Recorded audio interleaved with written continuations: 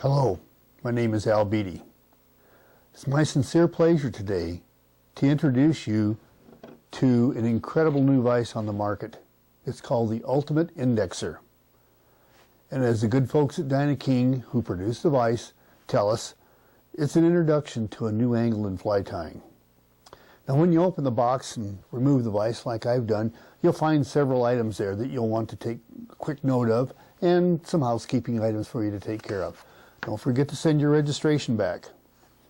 And there's something that you'll probably want to hang on to, and it's an exploded version of the vise in its different parts. And it's a good idea to know what some of those are. But let's take a look at this vise. Why is it so unique? Why is it so wonderful? It's because it's two vices in one. Yes, it's an inline rotating vise that allows the hook to rotate even with the tying plane so that it is in line, if you will, the shank is, with the tying plane at all points in the turn of the vise. And that's real cool, inline rotation. But it's also a full rotation vise, similar to the Dyna-King Professional, in which we reposition the flies and we can turn, notice we can turn the jaw and the vise. Now, that's something that most of the rotary vices on the market are not able to do. But let's put this back in line and talk about some of the adjustment features of the vise. I like to put it right there. Let's snug that up a bit. Okay, let's start over here. This is the rotary lock screw. It's allowed to rotate here, but if I tighten it, then it won't turn at all. This is a tension adjustment screw, and it adjusts the tension of how hard the vise turns or how easy it turns. Now it turns pretty tight right there, but I can loosen it up and it goes a lot easier. This is the indexer adjustment, and you can hear the tick, tick, tick, tick as it rotates in there. There's there's 8 indent points in there that allow you to stop the vise, if you will, during the rotation process to allow things like the epoxy to cure on the vise if you're doing that kind of a fly.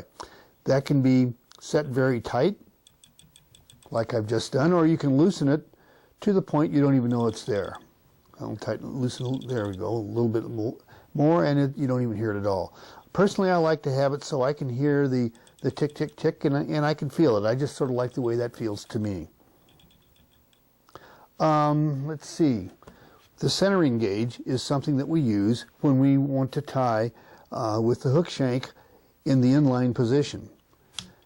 And that, you will notice, snaps in place. It has an extension wire here that we want to line the hook shank up with so that we can tie inline rotary.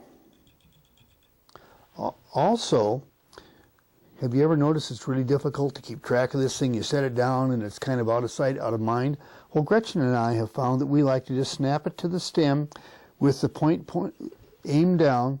It's out of the way, not going to cause any trouble, and it's always right there. I don't even have to look. I just know where it is, and I can pop it in place to make sure that the hook I have in the vise is adjusted properly. And I'll get it adjusted, and then I'll put this away.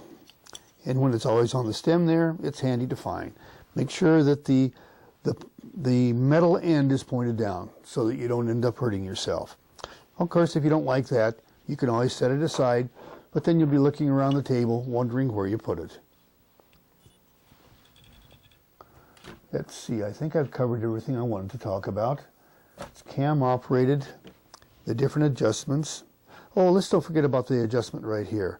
This allows us to tighten the jaw so it can't turn, or we can loosen it and we're allowed to make a full 360-degree turn with the jaw.